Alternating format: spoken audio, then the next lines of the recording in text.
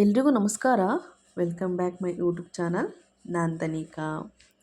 ಇವತ್ತಿನ ರೆಸಿಪಿ ಏನಪ್ಪ ಅಂದರೆ ಹೆಲ್ತಿಯಾದಂತಹ ಆರೋಗ್ಯಕ್ಕೆ ತುಂಬಾ ಒಳ್ಳೆಯದಾದಂತಹ ನುಗ್ಗೆ ಸೊಪ್ಪಿನ ಪಲ್ಯನ ಹೇಗೆ ಮಾಡೋದು ಅಂತ ಇಲ್ಲಿ ನಾನು ತೋರಿಸ್ತಿದ್ದೀನಿ. ನುಗ್ಗೆ ಸೊಪ್ಪು ಕ್ಯಾಲ್ಸಿಯಂ ಇರೋಂತಹ ಒಳ್ಳೆ ಫುಡ್ ಆಗಿರುತ್ತೆ. ಆರೋಗ್ಯಕ್ಕೂ ಕೂಡ ತುಂಬ ಒಳ್ಳೆಯದು. ಸಿಂಪಲ್ಲಾಗಿ ಮಾಡ್ಕೋಬೋದು. ನಾನಿಲ್ಲಿ ಮೊದಲಿಗೆ ಒಂದು ಕಡಾಯಿ ಇಟ್ಟು ಅದಕ್ಕೆ ಒಂದು 3 ಟೇಬಲ್ ಸ್ಪೂನಷ್ಟು ಆಯಿಲ್ ಹಾಕ್ತಾಯಿದ್ದೀನಿ. ಅದು ಕಾದ ನಂತರ ಸ್ವಲ್ಪ ಸಾಸಿವೆ ಹಾಕಿ, ನಂತರ ಸ್ವಲ್ಪ ಕರಿಬೇವು, ನಂತರ ಸಣ್ಣದಾಗಿ ಕಟ್ ಮಾಡ್ಕೊಂಡಿರೋಂತಹ ಈರುಳ್ಳಿನ ಹಾಕಿ ಫ್ರೈ ಮಾಡ್ತಾಯಿದ್ದೀನಿ. ಇದು ಗೋಲ್ಡನ್ ಕಲರ್ ಬರೋವರೆಗೂ ಫ್ರೈ ಮಾಡಿ, ನಂತರ ಹಸಿರು ಮೆಣಸಿನ್ಕಾಯಿನ ಸೇರಿಸ್ತಾಯಿದ್ದೀನಿ. 4 ಹಸಿರು ಮೆಣಸಿನ್ಕಾಯಿ. ಇದು ಸ್ವಲ್ಪ ನೀವು ಖಾರ ಜಾಸ್ತಿನೇ ಹಾಕ್ಕೊಳ್ಬೇಕು ಆಗುತ್ತೆ. ಏಕೆಂದರೆ ನುಗ್ಗೆ ಸೊಪ್ಪು ಸ್ವಲ್ಪ ಕಹಿ ಬರೋದ್ರಿಂದ ನಮಗೆ ಸ್ವಲ್ಪ ಖಾರ ಆದರೆ ಅದು ಚೆನ್ನಾಗಿರುತ್ತೆ. ಈರುಳ್ಳಿ ಮತ್ತು ಹಸಿಮೆಣಸಿನ್ಕಾಯಿ ಬೆಂದಾದಮೇಲೆ ನಾವಿಲ್ಲಿ ನುಗ್ಗೆ ಸೊಪ್ಪನ್ನ ನಾನು ಸೇರಿಸಿದ್ದೀನಿ.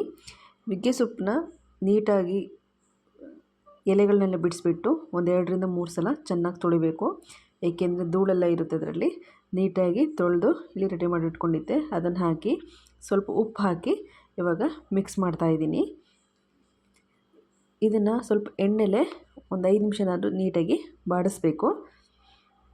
ನೋಡಿ ಈ ಥರ ಒಂದು 5 ನಿಮಿಷ ಆದಮೇಲೆ ಸ್ವಲ್ಪ ಅರಿಶಿನ ಪುಡಿ ಹಾಕಿ ಮತ್ತೆ ಇದನ್ನ ಚೆನ್ನಾಗಿ ಫ್ರೈ ಮಾಡಿ. ಇದು ಸ್ವಲ್ಪ ನೋಡಿ ಅದೇ ನೀರು ಬಿಟ್ಕೊಳ್ತಿದೆ, ಸೊಪ್ಪಲ್ವ ಬಿಟ್ಕೊಳ್ತಿದೆ. ಇದಕ್ಕೆ ಬೇಕಾದರೆ ನಾವು ಇನ್ನೊಂದು ಸ್ವಲ್ಪ ನೀರನ್ನ ಆ್ಯಡ್ ಮಾಡಿ ಒಂದು 5 ನಿಮಿಷ ಬೇಯಕ್ಕೆ ಬಿಡಬೇಕಾಗುತ್ತೆ. ಇದಕ್ಕೆ ಸ್ವಲ್ಪ ನೀರು ಹಾಕಿಬಿಟ್ಟು ಇವಾಗ ನಾನು ಲಿಡ್ ಕ್ಲೋಸ್ ಮಾಡಿ ಒಂದು 5 ನಿಮಿಷ ಬೇಯಕ್ಕೆ ಬಿಡ್ತಾಯಿದ್ದೀನಿ.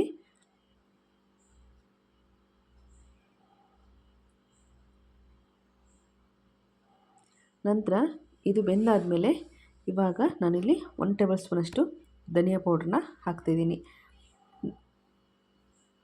ಧನಿಯಾ ಪೌಡ್ರ್ ಹಾಕಾದ್ಮೇಲೆ ಅದನ್ನು ಚೆನ್ನಾಗಿ ಮಿಕ್ಸ್ ಮಾಡಿ ಇವಾಗ ನಾವು ಇದಕ್ಕೆ ಮೊಟ್ಟೆನ ಸೇರಿಸ್ಬೇಕು.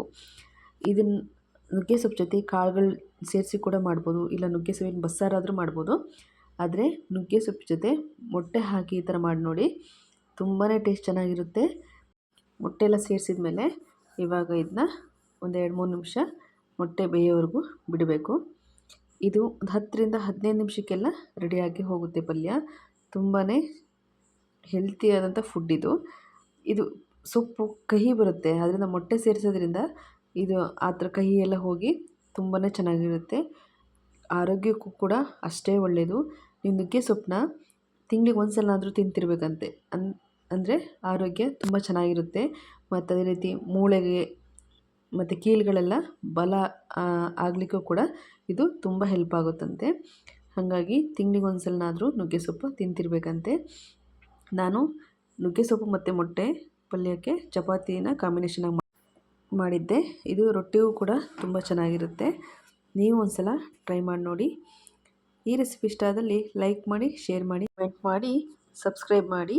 Thank you for watching.